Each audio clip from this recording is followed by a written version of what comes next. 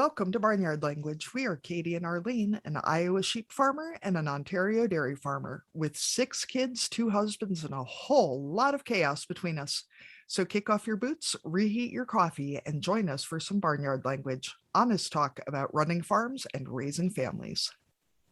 In case your kids haven't already learned all the swears from being in the barn, it might be a good idea to put on some headphones or turn down the volume. While many of our guests are professionals, they aren't your professionals. If you need personalized advice, consult your people. So welcome to another episode of Barnyard Language. The fun begins now. Woo! Woo! Okay, Katie, we didn't actually decide on a song, but what's the lambing report? 50 lambs in the barn last time I counted. All of them except the last 2 are tagged and identified and all that.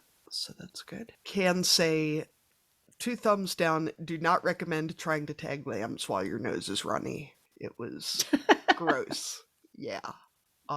Messy situation. Yeah, it really was. Other than that, it is snowing today again, which is just a whole lot of fuckery. I'm meeting some friends for lunch. I'm trying to force myself off the farm at least one day a week to go, I can take my laptop and work remotely from my remote job. And so I've realized that I'm starting to get a little weird spending this much time, weirder than I was before. So I think some forced social interaction is probably good for me. And it's nice to see my friends.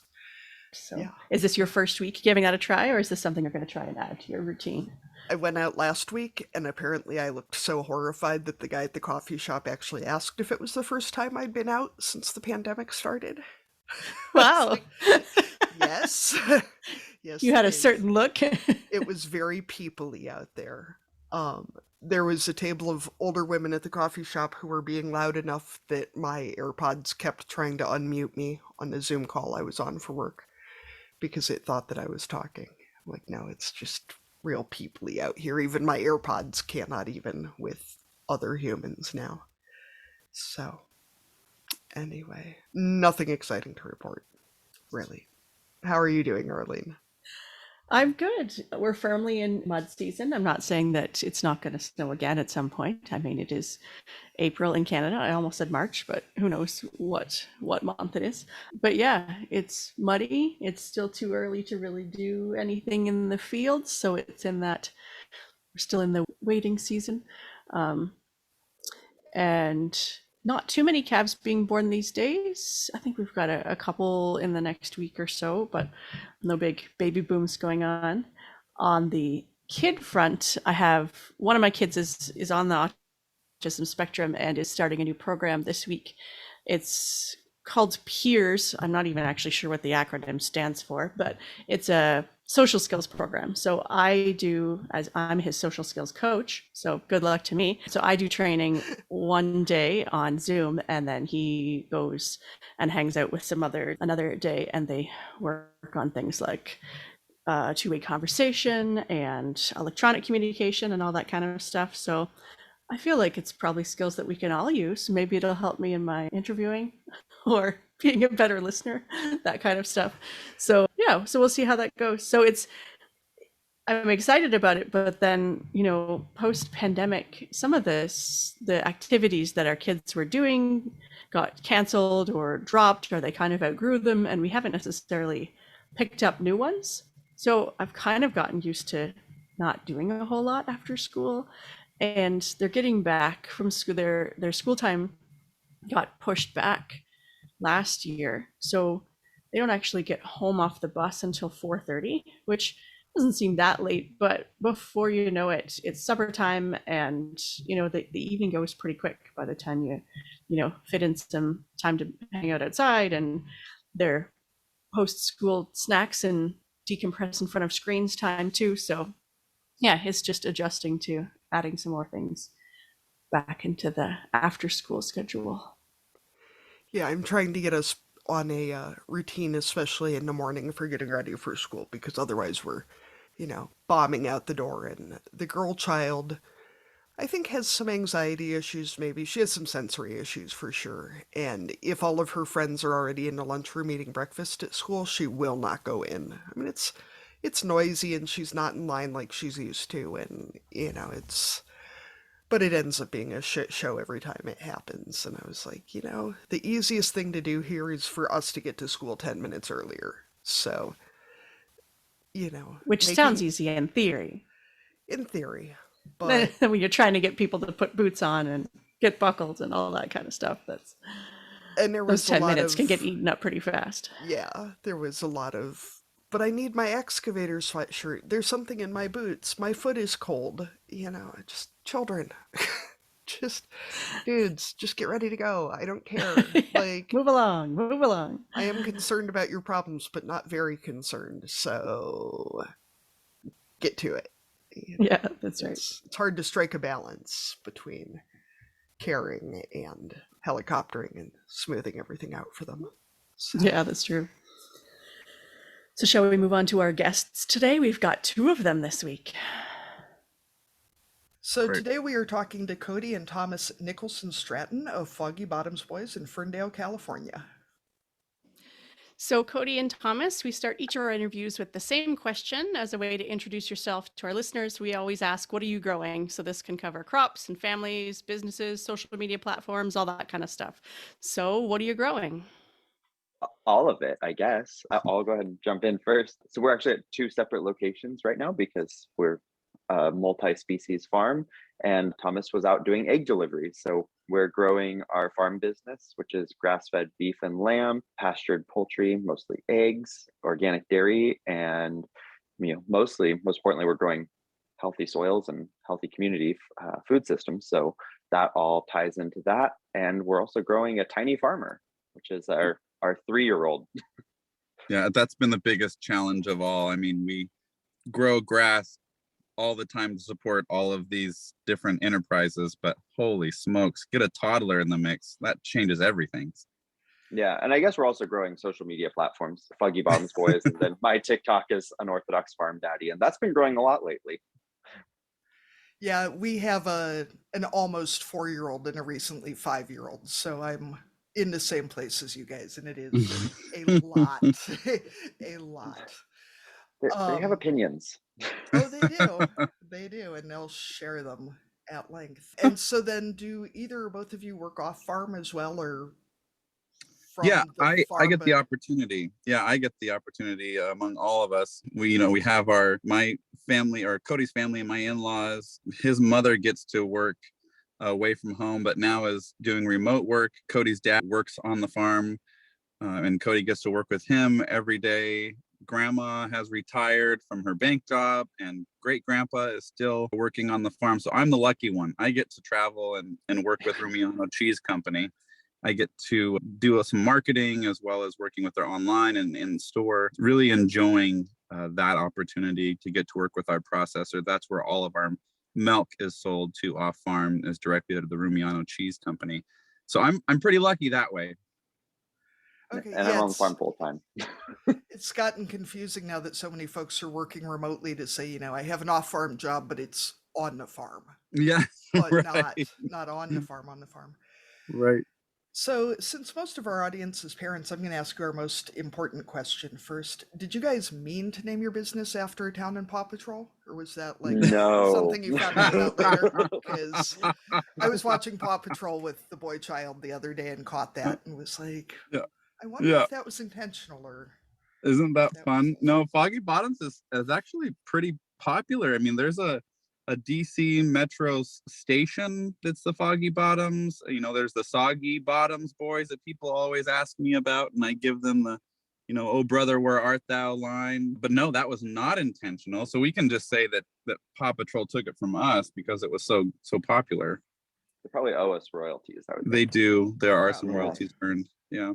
Yeah, no, the region of California we're in, this valley is known as the Foggy Bottoms because it's a valley bottom, and it's also always foggy. And our Jersey herd is registered as Foggy Bottoms jerseys. And the first year Thomas and I moved back, we were attending the fair showing cows, and all the other dairymen started referring to us as the Foggy Bottoms Boys. So we just ran with it and have stuck with it since then. You're bringing up a point there, Cody. Maybe we owe other people royalties. Oh, I hope not. Don't I want to admit make that. money. No. So how did you guys meet? And are one or both of you from farming backgrounds, or where did the agriculture end up coming into your lives? Well, luckily, Cody was going to school at Eastern Oregon University with OSU as the program for rangeland and rangeland scientists. And I was in Union, Oregon, my senior year of high school, his freshman year of college there in La Grande, and we met at a Starbucks. That's kind of where it all started.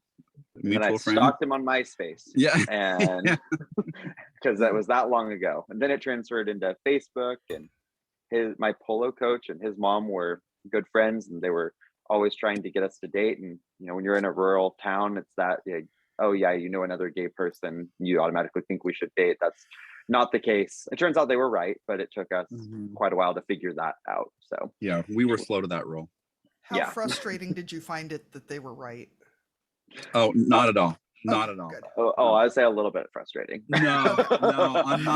On my end, I'm the winner of all of this. I'm the lucky one. I get to engage with exactly what I wanted to do in life and found love at the same time. So it was perfect. You guys are too My cute. fam- This is. Oh. Is it puke worthy? Is it pretty disgusting? A little, yeah. Yeah. A little. That's trying to Thomas. keep it He's under the sweet control. one. And to answer the second part of your question, my family's been farming here since the 1860s. So we actually still farm the original homestead out on an island in the middle of the river, out the mouth of the river. That's where our sheep are grazing right now. And so we've predominantly been a dairy family all that time. I'm sixth generation. And now we've diversified into a whole bunch of other species as well as agritourism. So was the farmstead in the middle of the river when they started farming it, or is the river a newer addition? No, so they are Danish immigrants, and they moved from a cold, wet island and decided that a cold, wet island was the appropriate place to settle when they came to the new country. So there used to be 5 dairies on this island, and my great-great-great-grandfather would ferry his milk cans across in a rowboat at low tide because it'd suck them out to the port. And then when the tide would come in, he'd get in the rowboat and head back out to the island. So It's supposed to be a bigger island than I was imagining. Although it's about 500 acres. Okay. And is there a bridge now, or are you still ferrying sheep across it? No, there's a bridge now. There's a Good. really small 1-lane bridge that you can just fit most equipment across. We're pretty limited on what we can take out there. So Yeah. Right. That's Yeah. why the sheep hang out there. yeah. I'm laughing about that because we're having some erosion challenges at the bridge, and the other day I was joking that there was a ferry for sale, so I might as well buy it just in case Cody wasn't having it. No, I'm not looking forward to ferrying sheep. I think it really says something, though, that the Foggy Bottoms in Paw Patrol is also an island, but it's inhabited just by Mayor Humdinger. So Yeah, well, and if you find yourselves getting too grumpy, you might really want to watch that. And I really hold to the fact that 90% of the Paw Patrol issues could be solved if they would just incarcerate him as a public nuisance. But but then we wouldn't have all the entertainment. So he has such a fabulous dress sense, but maybe you really need to just name a ram Mayor Humdinger and check him out there and go for it. Just lean into the whole thing. Yep. Great Uncle David Nicholson referred to us as the Humdinger, so maybe we're the problem, but maybe we'll just continue to try to make ourselves better in light of Mayor Humdinger. There you go. So how have you decided what enterprises to focus on? And Cody, your Instagram is cracking me up because your sheep's ears are so... we raise Katahdins, our ears go out. Down. And their ears just go... it's ridiculous. They're like little jackrabbits. And we only have 2 of them. There's 120 ewes and there's only 2 Cheviots. And 90% of the sheep issues relate to those 2 sheep. And they're a recent addition. They're like little pinballs. They just bounce all over the field, but they are very cute. So I'm always like, well, we got to keep them. But yeah, they're crazy. What are the rest of your sheep then? So the majority of our flock are Rommeldales, which are an American breed. They're a fine wool, similar to a Merino, about 20 micron. And then we also raise Horn Dorsets, which we use for sock yarn. So we do both fiber and meat. We sell grass-fed lamb direct to consumer. And then we have our wool spun into yarn and woven into blankets. And Thomas makes a lot of dryer balls out of fleeces too that we sell. And then we do beef cattle. We finish steers. We have a cow calf herd. That's more my dad's passion, is the beef cattle, but Foggy Bombs Boys markets grass-fed beef, and we also have the dairy. And Tom has 1,500 chickens laying eggs right now. Yeah, I'm the chicken guy. Both of my grandparents did dairying on both sides of my mother's and my father's side. So I had a generation and a half removed from either side of participation in that world. So we did sheep, some beef as far as helping others manage them, and then chickens. So when I moved to California, I had 12, a menagerie of laying and non-laying birds that I brought down on my trailer. And I never wanted to stop. So I just figured we could keep growing. He wanted a small egg business, is what he told me at first.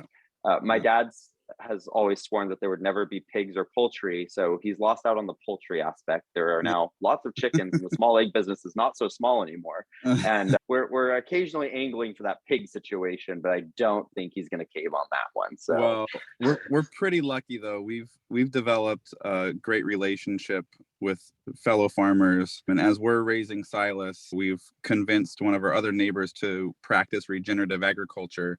And now we're very deep into it in that business partnership. So he's doing the raising of the chickens, and we're doing the processing and distribution of the eggs. And I think that's going to be next for the hog operation too. So your dad is still winning because they're not on farm though, Cody.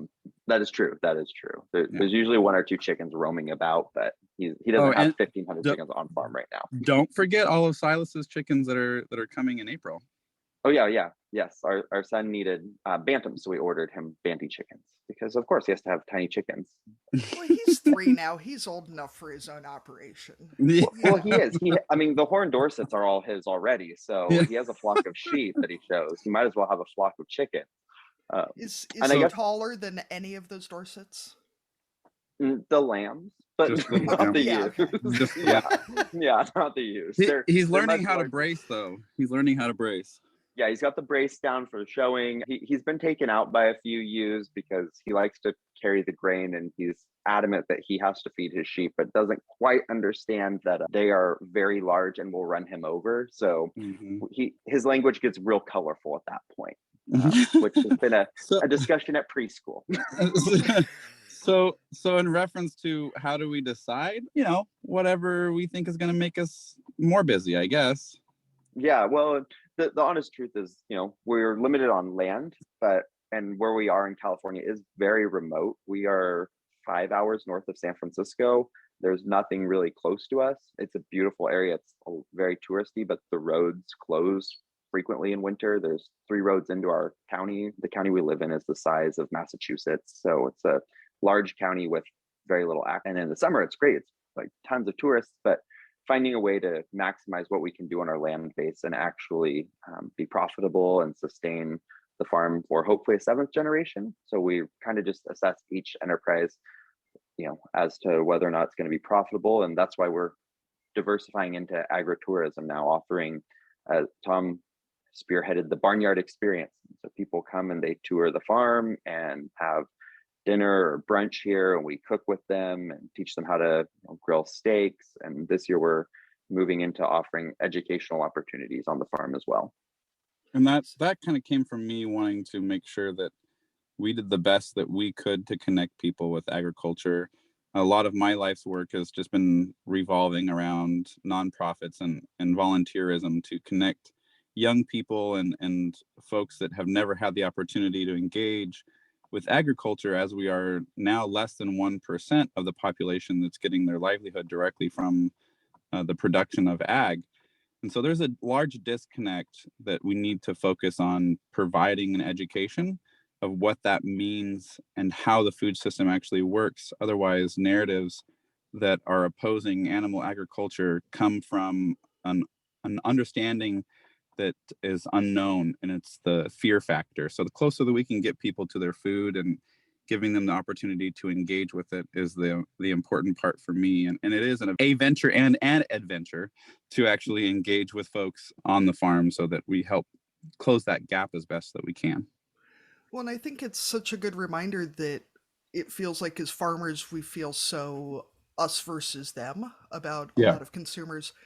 Yeah. And I think most of those folks aren't out to get us. They see what they see. And if they're not seeing what we're putting out there, they're seeing what somebody else is putting out there. So, we really have Exactly. to start stepping up and putting some content out there that is more realistic and more positive towards animal ag.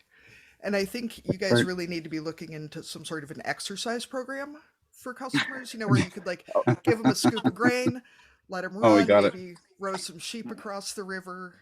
Yeah. thistle chopping parties, because Yeah. our farms are certified organic, so manual removal is kind of the option. So we have, we put it out and we host parties, and then you can have burgers afterwards with us, but you also I'm- get to come chop thistles for 2 Yeah. hours. I'm really glad you made mention of the exercise program, though. Now I know exactly. See, I went to marketing school. That's what I went to school for after Cody and I first met. And Johnson and Wales University has helped me understand, how do we pivot this into a positive? Now it's exercise. Okay. Yeah. I'm gonna start Crop selling fit. it.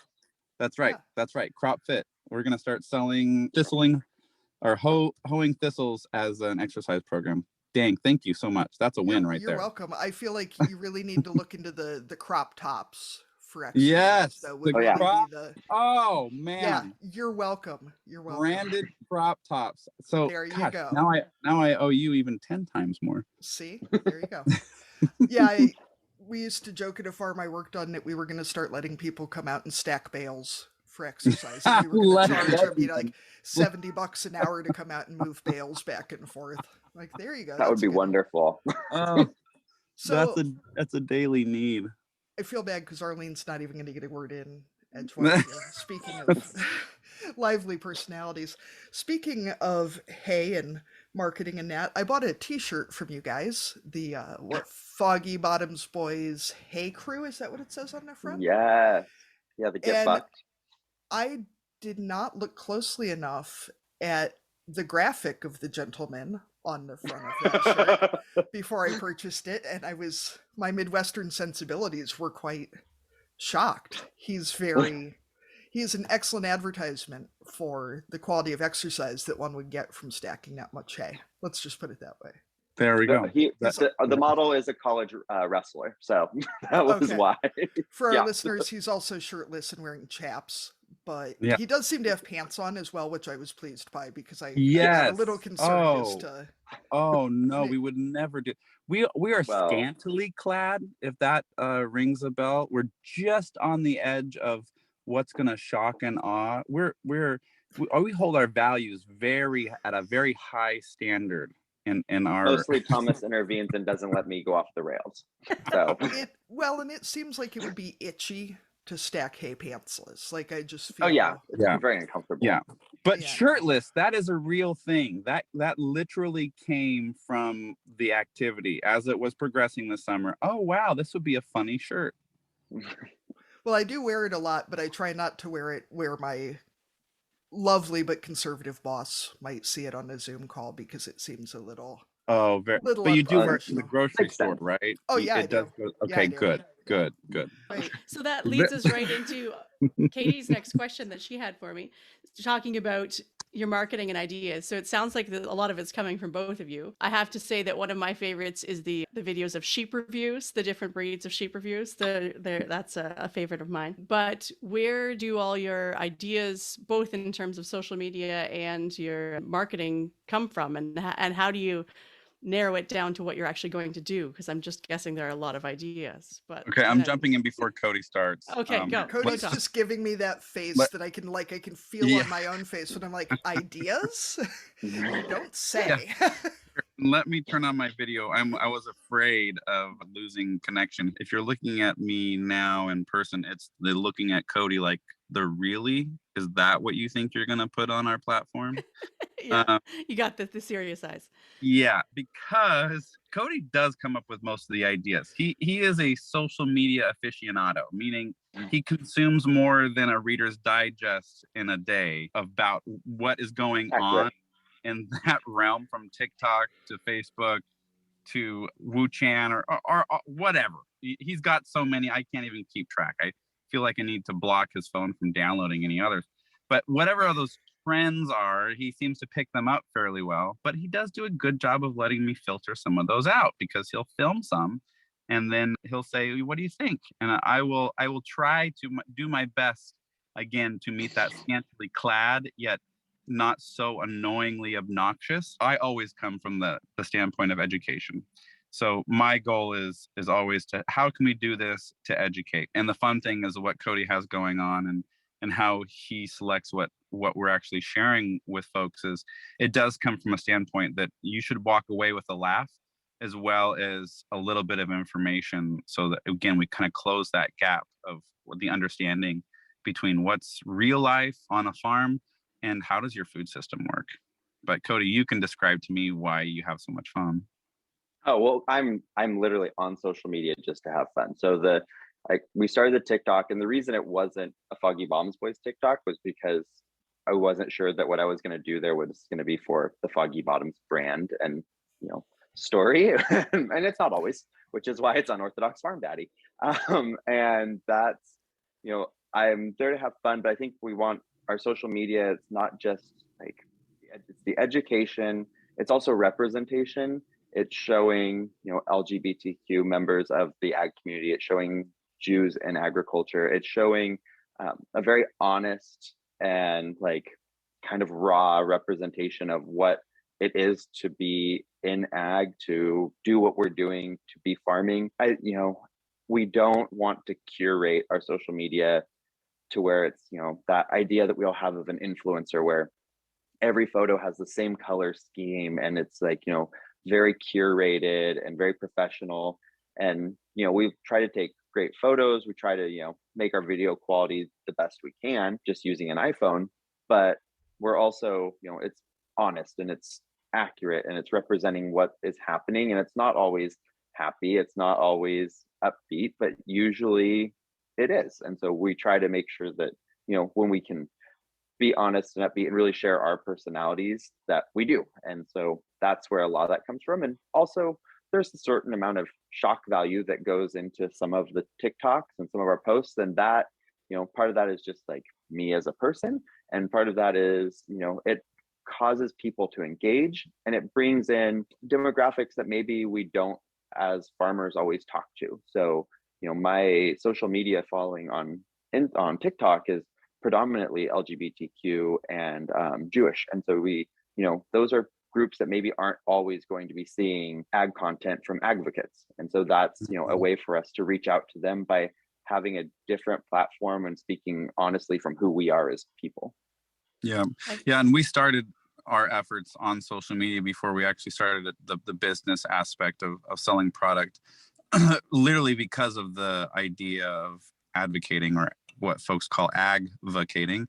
And that is just where we want to continue to be. That's where we want to rest.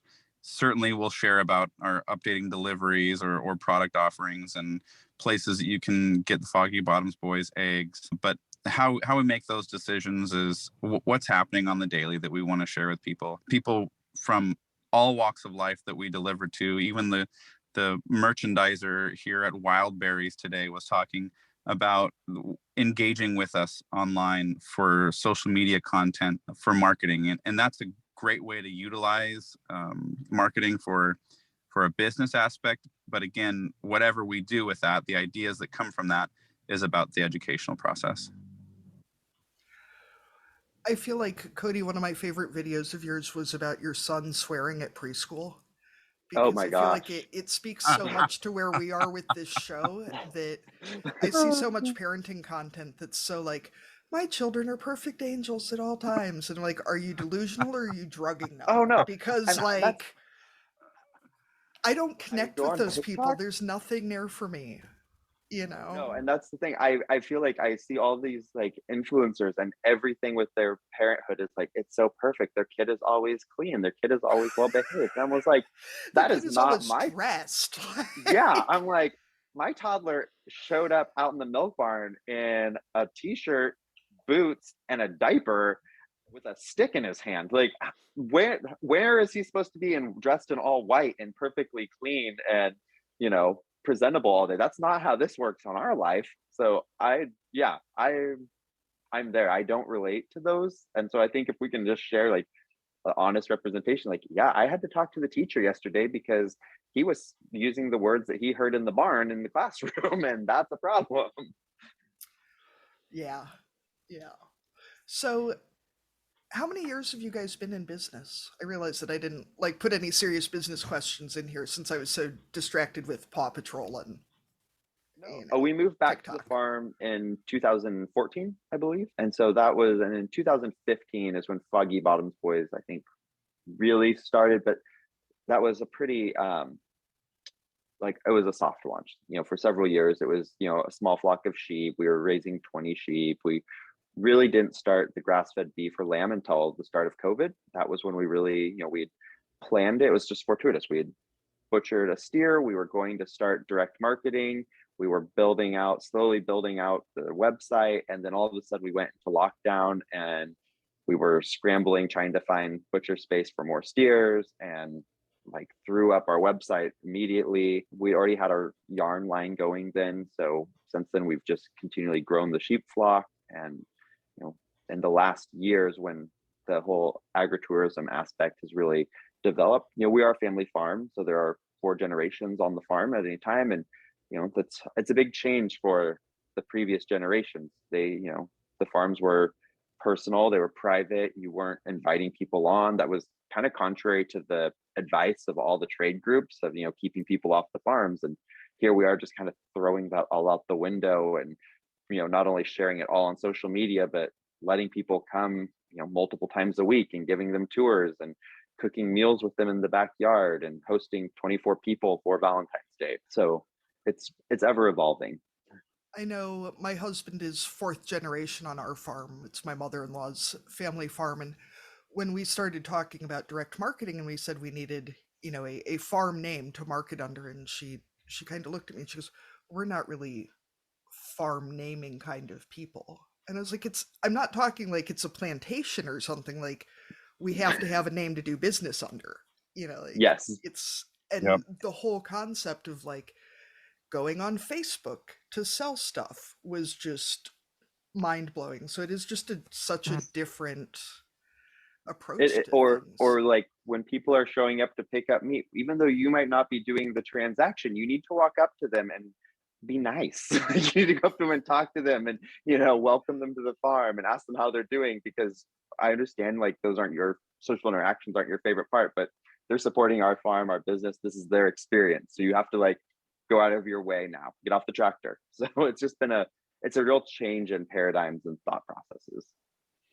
So can I ask, because we're all about the super personal questions, and feel free not to answer, to tell me to mind my own fucking business. How unexpected was it for the other 2 generations of the family that were still on the farm when you came rolling home from college with a husband and all these crazy ideas about making dance videos to sell meat to people?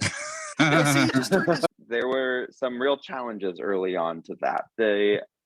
Getting everyone on board, it was like you can't post that online. Like if you like, you know, we promote this, you know, other people, you know, and I think a lot of the concerns for our family came from the idea that like, well, you're going to face challenges, or people are going to, you know, be cruel to you online, or they're going to say something. And it was like, well, that happens in life anyway. So you might as well meet it head on rather than trying to hide from it. Yeah, and I think, you know, and part of it was just a change in the paradigm for everyone else that was going to happen. I think in some ways it was we had to slowly work them into where we are now, but they also, you know, in a lot of ways they've been very supportive of it, but it's also, you know, it's changing those paradigms, those thought processes. And I think for me, being from the outside, you know, I drove in with my 1992 Ford Explorer and I sawed off, broken down 1982 Aloha trailer that has turned into a flatbed. And when I literally came into the barnyard the first time, it just looked like a show dairy, right? Something out of a beautiful picturesque image. of what your food and where your food should come from. So for me, it was just about how do we slowly engage both the family as well as the community to talk about how we move forward with the concept of being more open and transparent. Everyone that I know wants to know where their food comes from, and those that don't know that they want to know where their food comes from, they do. They're just not sure of exactly how to ask the right questions or what that means. And so it was literally just slow organic growth that's become our motto, because as it's the family challenges or the challenges politically or otherwise that come with the diversification of our operations, the slow part of that is just being patient. And our family now understands in a way that we're more than just a connection to the LGBTQ community. We're a connection to food systems across the world that people are asking for. And so they now understand that. And if it takes a little bit of Cody with his shirt off or a fun t-shirt now and then, that it's well worth the engagement.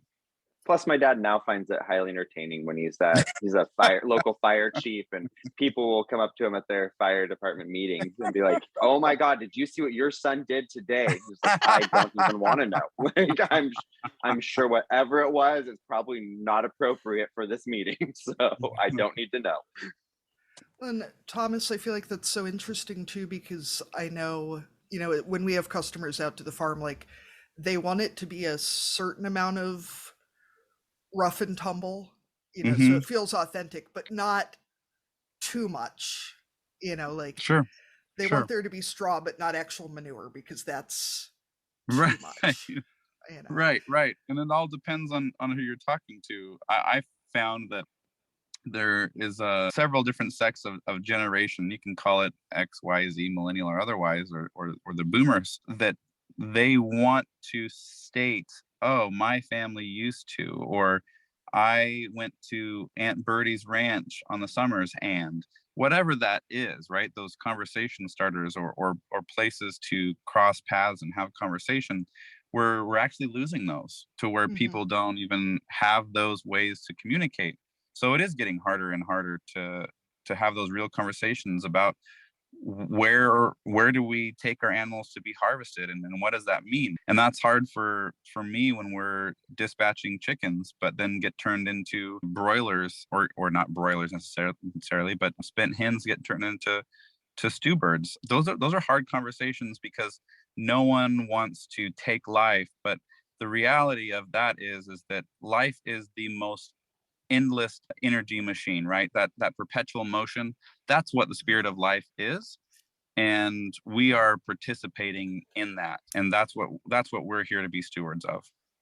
And when you talk about, the fact that there's 1 or 2% of us left who are feeding the rest of the world, and I mean, statistically, that means that most people are multiple generations now away from the farm, like you said, where, our fathers and grandparents, even if they weren't farming, their cousin was, their aunt or uncle, they spent summer on the farm, all those types of things, where, even our kids going to rural schools are the only farmers, or there's maybe, two families, I think, maybe go to our school that have farm kids, and there isn't that connection. And people, Yep. if you don't know a farmer and you, like you said, don't engage with them in any other way, then you lose those connections and that understanding of how this all works. That's right. Well, and I think from a social perspective, it's so good to reach out on multiple levels, because I know, like, finding your social media, for me, and seeing someone's, I guess, that I felt like I could connect with on a level besides agriculture, that was really nice, because I mean, to just talk to someone who raises cows, I mean, we talk about cows and I'm like, cool, we have nothing else to say. Like, oh, great, So And I just think that gives like a level of not only authenticity, but you being trusted by the people you're talking to. If they're coming to you, so we have many conversations with people who might go to our shul, and they're not farmers, they're lawyers, they're attorneys, they're doctors, but they might ask a question about agriculture, or they'll email us a question because they've seen an article about cows, and we become that point of context that's trustworthy to them. And before, if they didn't know us, then they were just going to take whatever they saw online at face value. They're not going to back it up. They're not going to go to Google Scholar and do the search to look for peer-reviewed articles on it. But we give them someone that's within their in group that they can talk to, and that then they have a better understanding, and it just makes you a little more of a trusted source. Well, and I think too, so much of what folks see in the news is a very black and white part of a very gray area. And so what they're reading isn't necessarily fake, it's just not all of it. No, And so it, being it able lacks to, context. yes, to be able to give the nuance to that conversation about what's actually happening. Yeah. And I have to say your packaging and your marketing is on point, because I got my Get Bucked t-shirt, and it was in a little egg carton with a little rainbow sticker, and it was just like, I saved it to show my husband when he got home. I was like, look at this package. And Yeah, well, that's sure all, he was silently impressed. that's all part of us being like very real and authentic to our values. Recycling is a huge thing in my life. Reduce, reuse, recycle. Cody still calls me the hippie that was, meaning that I'm very much modernized.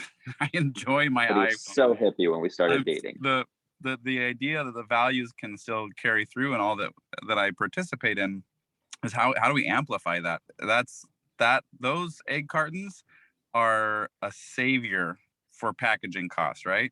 Like, I don't have to pay anything for that package. I've already paid for it. But then it's also part of the story. How do we reduce, reuse, recycle? How do we store more carbon? How do we use less and get more? Yes, very, very much part of our value structure. So it makes it easy for us to participate that way.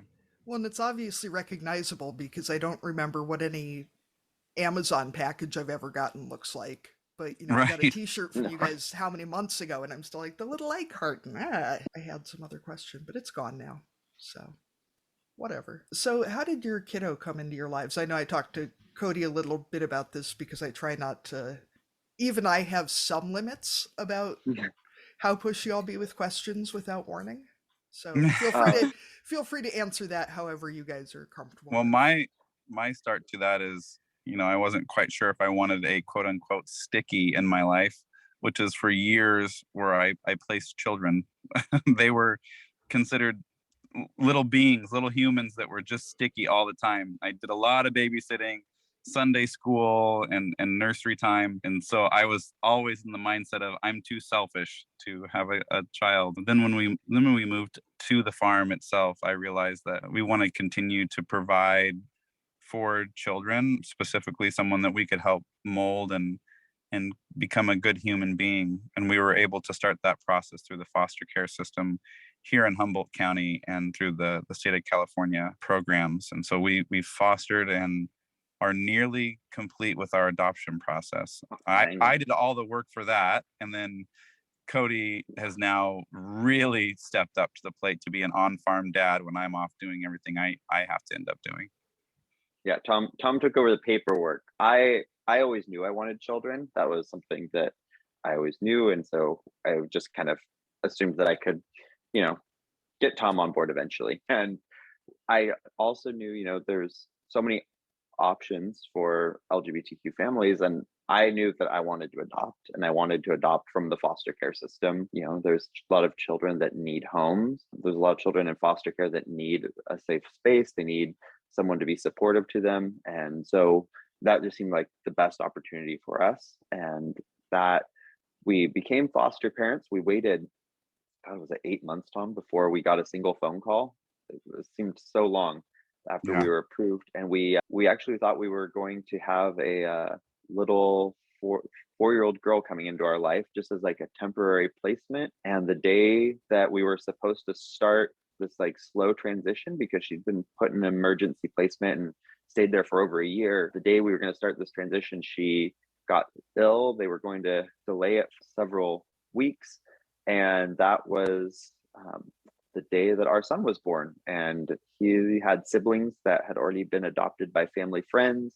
and they were unable to provide a home for another child. And so they asked if we would step in. That way the kids could all grow up knowing each other. So we went from being fully set up, stocked, ready for this 4-year-old girl to a premature little boy in a matter of about an hour. And I will say it was sheer panic. I remember I started calling friends, and I was like, I called one friend, I was like, I don't know what to do. And she told me, she goes, calm down. Women have been raising children on the Arctic tundra in tents for millennia. You will be fine. And I was like, okay, you're right. We can do this.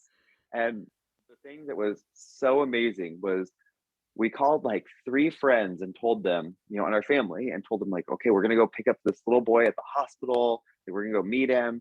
You know, he has to stay there because he's premature for a couple of days. So we're gonna be at the hospital. And it was like immediately the community just turned out. We live in outskirts of a town that has 1,200 people in it, and they're like, we didn't have to buy clothes, diapers. Like they showed up with baths for him. We didn't like cook a meal for I think a month because people just kept bringing us dinner. The ladies at the one of the Lutheran churches in town like put together just this huge basket of preemie clothes and diapers and showed up and dropped it off for us. It was incredible. He also got a registered jersey and a flock of horned Dorsets at that point, because As local every baby farmers, should. as every baby should, because local farmers figured he'd be in 4-H one day, so we might as well start now. It was absolutely incredible, just like the way this meet turned out. But that was how he came to us, and then it was the long process of the foster care system and moving into the adoption system, and now he's 3, and we're almost done. So it's been a challenge. So do you think it was good or bad that you didn't have however many months to like obsessively read baby parenting books and all that crap before you ended up with the newborn? Oh, there's definitely a Oh deficit there. There was a deficit. I mean, yeah. we were reading everything, and I had a lot of experience. Cody had experience with toddlers, you know, past 3, never with infants. So, whether it was a good thing or bad thing, not sure. You can ask Silas later. But what I do know is that those were the times of our life that we were so afraid for not seeing every single breath. I mean, it was, I laugh now, but it like literally, one of us was awake nearly 24/7, just making sure he was alive. No, part of it was, and to be, you know, completely transparent and share with you our story at a deeper level, he had some toxicology reports come back about some drug usage from his mother that we were concerned about, and so we had to wake him up for a good solid 3 months to feed him, and that was very interesting. So, you know, we weren't the screaming up all night challenges. It was we were up all night watching him and waking him up to give him some nourishment, because that's what those drugs had done to him. And so we were definitely learning a lot along the way to be prepared for those types of situations. Yeah, it probably would have been a little bit better if we if we read some more, but we read up fast. We Yes. certainly did. And Well, we were so lucky with the pediatricians.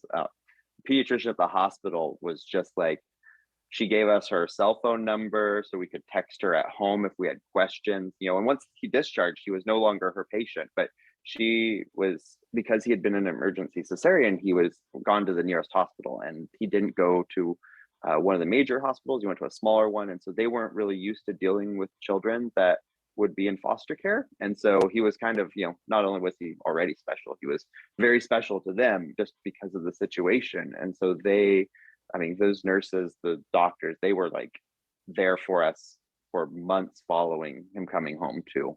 And that was a huge relief, because we could text them and ask if there was something we didn't know, and they were, you know, immediately responding with advice. well, I can verify that even, you know, it took us a number of years to have our first kid. And so I spent a lot of that time, you know, reading about raising kids and that, and then, you know, 9 months of pregnancy reading all this shit. And the day we brought the girl child home, I literally, you know, walked in the house, set her down on the table, turned to my husband and said, well, now what the fuck do we do? Because like the whole time, I mean, when you're inside, it's pretty straightforward because you just cart them around with you. And then, you're in the hospital and somebody else is in charge. And then you bring them home. And, the upside of babies is that they don't know if you have any idea what the hell you're doing. But they also can't tell you what they need. So it was, I mean, it's a shocker even under, good circumstances to.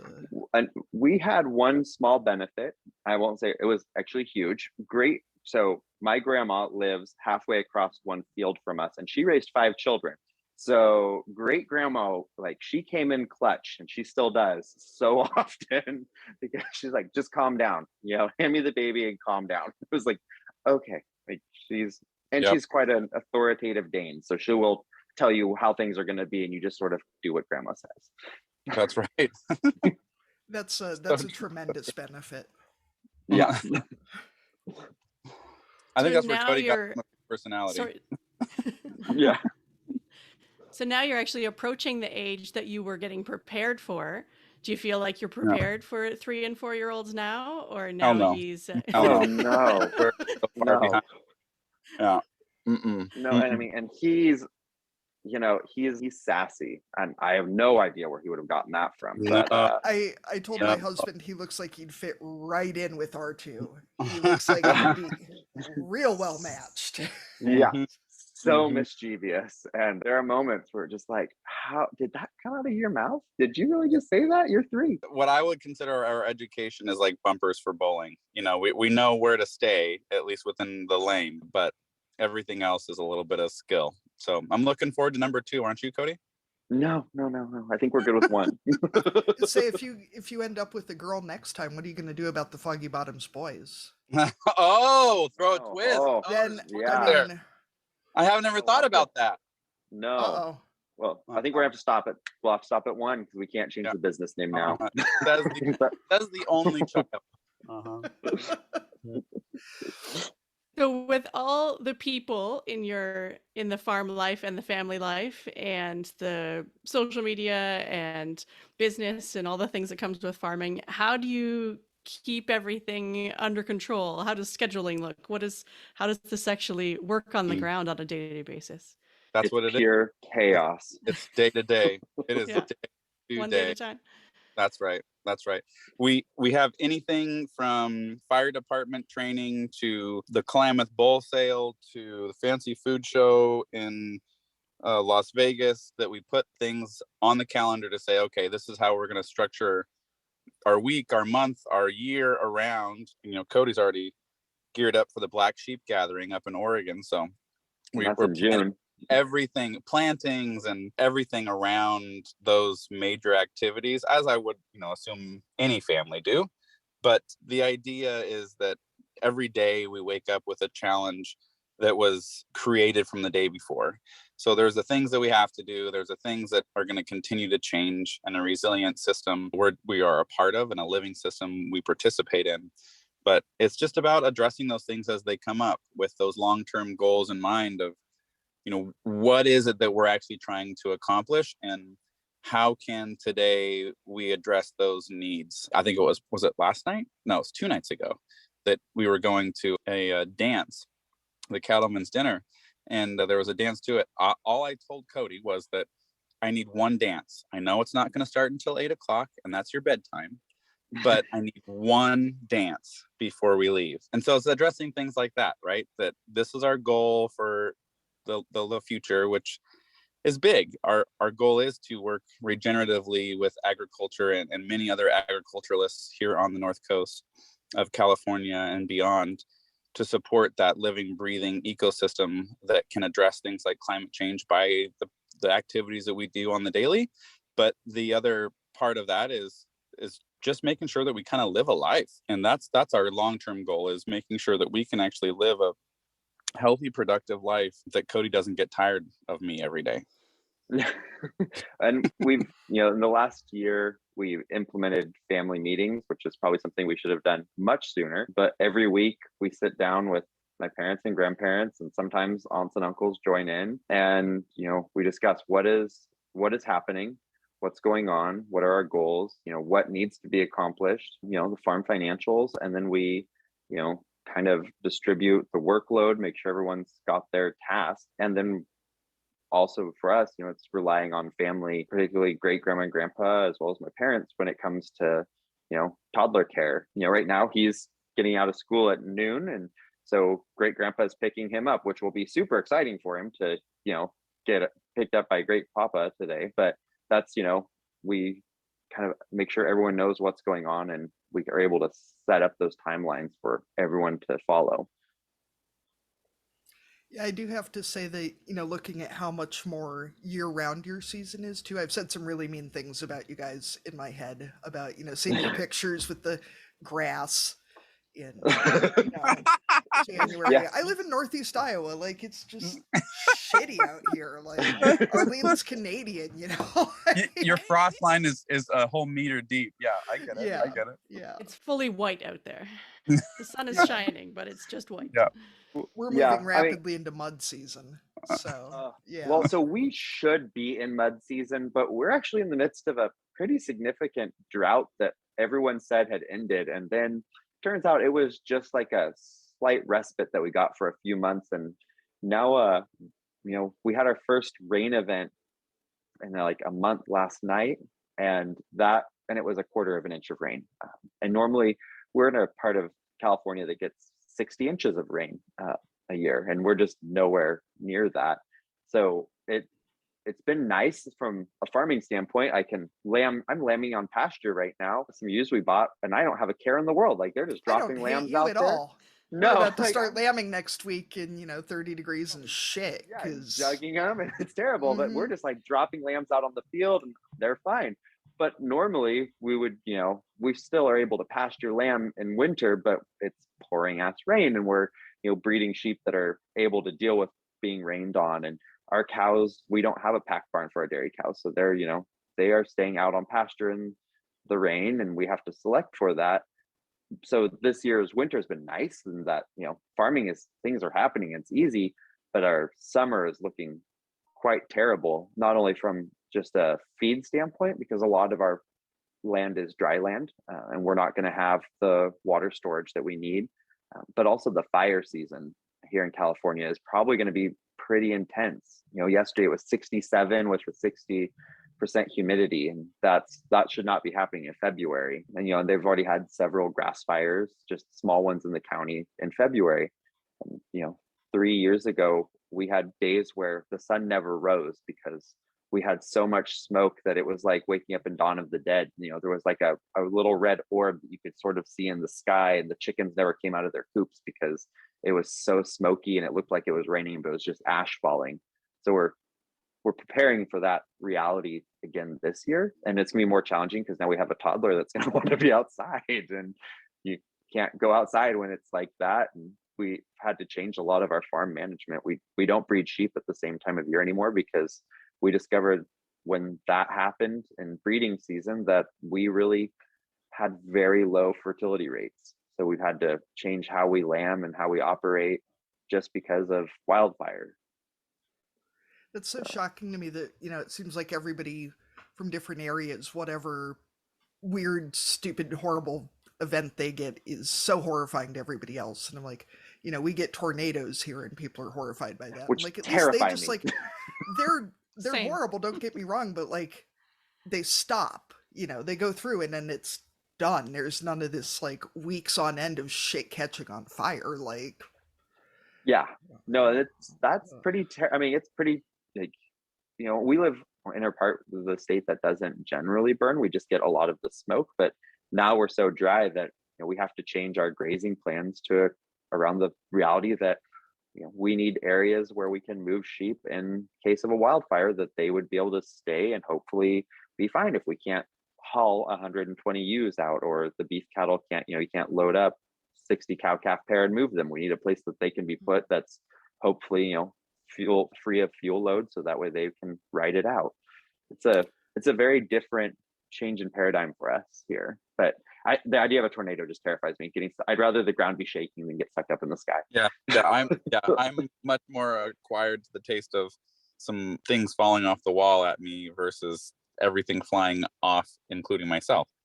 I think, though, I mean, that pasture in the middle of the river is looking better and better with the wildfires. That's That right. seems like a That pretty thing is solid great. option for, Yeah. for Yeah. that It's one. a wonderful place. So What kind of beef cattle are you guys running? We never asked, and probably no, we have farmers. Somebody's going to want to know. So so we have a predominantly Angus influenced commercial herd, but we're covering them with Angus selected for marbling and ribeye, as well as weaning and birth weight. But we're also maintain a portion of our herd that are Murray Grey, and we've AI'd more. We did a bunch of AI this year with Murray Grey semen as well. My mom fell in love with them when I was like 6, and she tracked down semen. And so we've always had a small contingent of Murray. And now that we're doing more direct sales, we get the benefit of seeing how animals cut and what they look like individually. And we're never disappointed with the Murray Greys. Every cut is so well marbled on pasture. So we've started breeding more of them in. Well, I know too, we raise beef Normandies, and it seems like for direct marketing, having an animal that looks different, just on the hoof really helps matters, because they look cool, and that really does, and it makes it a little more personal, I feel like, for the consumer. It's not that they know the animal, but it's not a commodity in their mind. It's something that was unique. Yeah, I know we talked about, we'd seen some wool farms that do like, you can adopt a lamb or whatever, but we realized pretty fast that probably wouldn't go over super well if we're going to kill it. That might, really you need limit some our wool market. sheep. Yeah.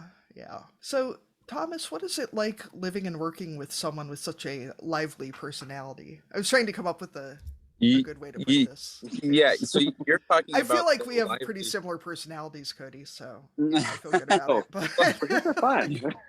Yeah, you're talking about the lively, outgoing in the public realm personality. What you should be asking Cody is the same question, because I might not be out in public about it on social media. I kind of the mystique character among our social needs. We really should be asking, how does Cody deal with me all of the time? I'm the dreamer, so that's even harder to deal with. It is. Cody might be the lively, fun, engaging, thought-provoking person that you'd want to sit down and have a cocktail with. I'm the person that says, what's brass tacks here? How can we get it done? And what's the quickest way? So we keep each other in check is the right. story here, because one of us is like, I'm off like having fun doing TikToks. Meanwhile, if I'm not paying attention, he's dreaming about, well, we could renovate this whole barn into a venue, or we could start doing this. And I'm like, whoa, I left you alone for an hour and now we have a whole new business plan. What's going on over there? Or he's conned grandpa into something, and now they're ripping out trees and putting in new things. I was like, where happened in the time we weren't paying attention to you two? You should have known better when you brought home a guy with chickens. Oh, chicken math. Like, you start out with 3 chickens, and then and then you've got 1,500 of the fucking things. So and everywhere. It is. You knew better. I did. I think also, like, my dad knew better. When he saw the chickens show up, he was just like, God damn it. Here we go. Now there's chickens everywhere. I feel like even all these animals that are hypothetically the little farmers, that's a way of everybody kind of being like, well, they're his, so. that is 100% how this Horn Dorset situation went. He was given these Horn Dorset ewes, and then I was like, once I got the registration papers, I was like, oh, they've got some like really well-known flocks behind them, and they're pretty nice ewes. So then I immediately told him, I was like, well, I have to buy a really good ram for him. So I found one in Pennsylvania, and he's being shipped across country next week. He's just like, wait, what? Building a legacy here. That's right. That's right. We've had to really make this flock. And the reality of the lively personality, I think it's really fun actually to engage with my partner in business, my husband and best friend, because we literally know when to give each other time and space, and sometimes we're forced to give each other space so that it causes that longing. So it's a fun balance. It really is, especially when people recognize him when he's out and about, and I'm the one that's out and about 90% of the time, so I get to kind of go incognito. You guys are disgustingly cute. I I'm done. I'm done. Um,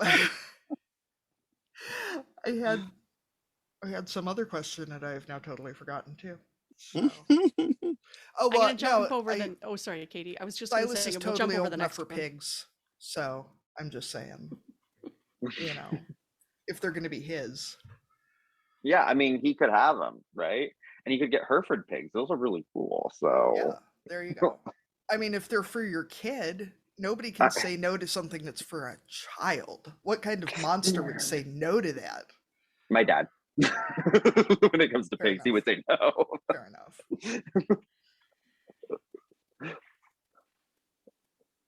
All right, I'm gonna go ahead down to our county fair question. So if you've listened to the podcast before, you know we asked this one to each of our guests. So Cody, I'll ask you first. If you could dominate a category at the county fair, what would it be? Okay. Real or made up? So I will say that I have dominated the adult round robin at our county fair, which is not super serious because you show it's a fundraiser for the youth. Kids pay for you to get in, and either you do it or you have to buy your way out of it. There's usually a large amount of alcohol that goes into the adults before they start showing pigs or sheep and beef and dairy cattle. So it's more fun, but I did dominate that. And I will say that I did a great job showing that pig, and I am not a pig show person. So that was cool. I did also, we show sheep, but I usually hold my own in the yeast bread division at our county fair because I bake a lot of challah and I can really put together some yeasty breads and dominate that part of the baked goods section.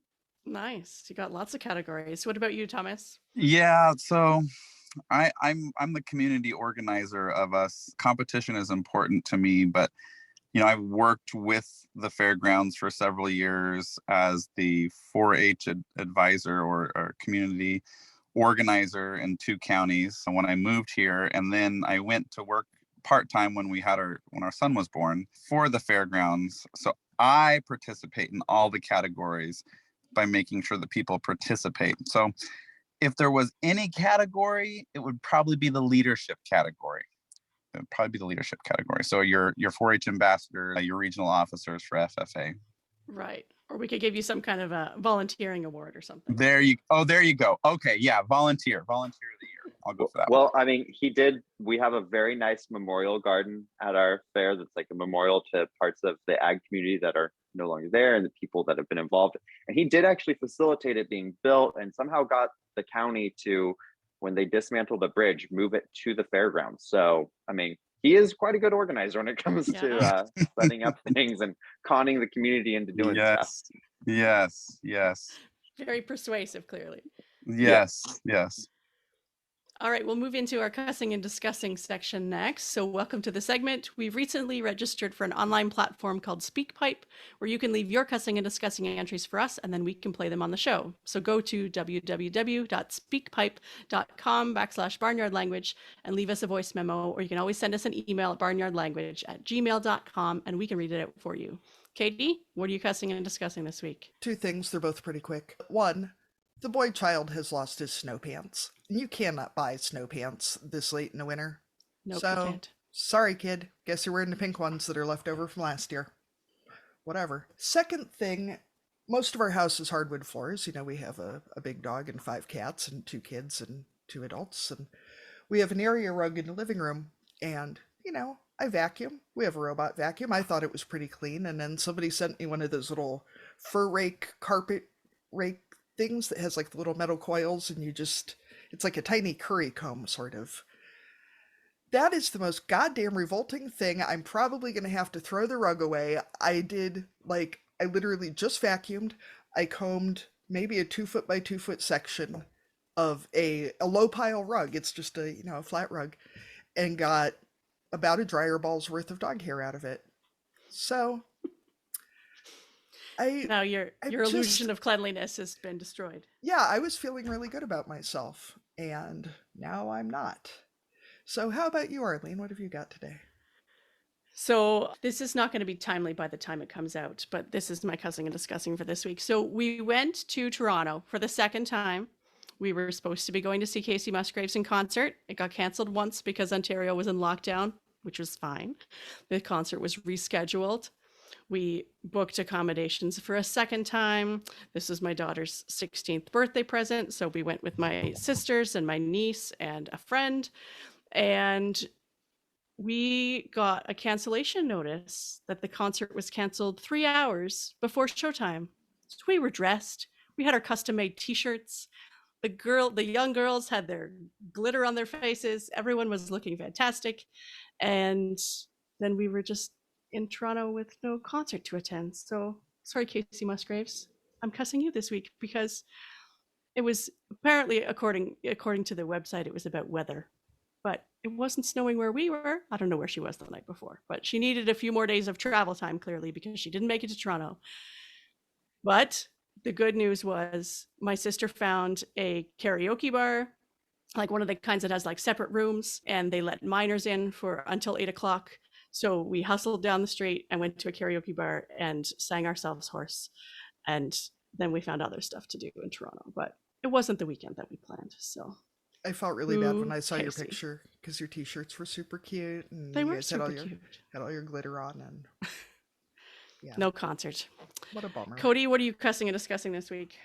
Oh, I think we would be cussing and discussing barn talk, which is everyone has referred to the cussing that goes on in the barn that our small human likes to now use very correctly in times when he should not. And so that leads to lots of discussing with him right now. So that would be where I'm at this moment. Thomas, Yeah. separate cussing and discussing? Yeah, always separate. The big thing for me is patience. I need to learn more patience. I have some big dreams and there's some very small roadblocks. So I'll just say I'm cussing patience right now. Is that roadblock like 3 years old and probably what 3 feet Nope. tall or No. Okay. He is the joy of my life. He is the joy of I didn't say he wasn't. Get me in trouble. Even when he does get me in trouble, he's still I bear it and grin. No, these are old people. These are old people, and of which I remind myself I will be one day. But yeah, I need to learn patience. So, Thomas, I totally not on our script, but now that you've been in town for what, 7 or 8 years, do you still get people saying, "Oh, you're not from here," and then kind of giving you that look? I assume that's a thing in California too, right? Like, oh yeah, I'm definitely not from here. I will never be from here. That's You're okay. not a native until you've been there for 3 generations. We made a joke to someone when my husband and I got engaged that I was a mail order bride, and people thought he was serious. They're like, "Wow, your English is really good." I'm like, "I'm from 2 hours away, you guys." Oh Like, my come on. I love it. So thank you everyone for joining us here on Barnyard Language. You can find us on Facebook, Instagram, and TikTok as Barnyard Language, and on Twitter we are Barnyard Pod. If you want to connect with other farm families, you can join our private Barnyard Language Facebook group. Before I completely sign off, Cody and Thomas, I where totally can people find yeah, you? That's okay. I got like I'm halfway throwing in it and in. realized I hadn't thanked him too. Throwing it out. Thank you so much, both of you, for joining us. And where can people find you on all the socials? On Facebook and Instagram, you can find us at foggybottomsboys.com. Bottoms and boys are both plural, so with the S. And then our website is foggybottomsboys.com. And on TikTok, I am unorthodox farm daddy. So you can follow along with all the shenanigans there. The partially dressed ones included. The partially dressed ones included. Thank you so much, guys. Thank you, guys. Yeah, Very really excited to appreciate talk to coming you. on. Patreon is a service where you can commit to making a small monthly donation, which goes towards the production costs of making this show. We reward you with extra content, early access, and more. Go to www.patreon.com/barnyardlanguage to support us. We're always in search of future guests for the podcast. If you or someone you know would like to chat with us, please get in touch. There we are.